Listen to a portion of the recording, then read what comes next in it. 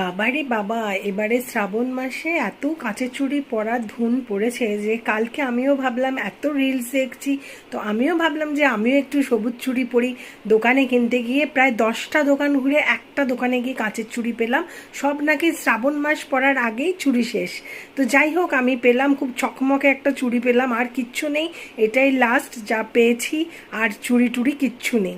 যাই হোক, আমিও নিয়ে আসলাম, দেখি আমিও পরে আমারও ইচ্ছা জাগলো যে সবার হাতে দেখছি সবুজ চুড়ি, তো আমিও নিয়ে এসে বাড়িতে তো পরলাম। আজকে সকালবেলা সোমবার ছিল, সেই জন্য আজকে ভাবলাম যে একটু হাতে একটু তেল ফেল দিয়ে অনেক বছর পর এই কাচের চুড়ি পরলাম।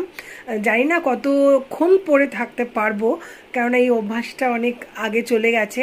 তো পরলাম, তার সাথে নেল পালিশও কিনেছিলাম, সেটাও পরলাম। যাই হোক, আমাকে কেমন লাগছে তোমরা জানিও। আর তোমরা যারা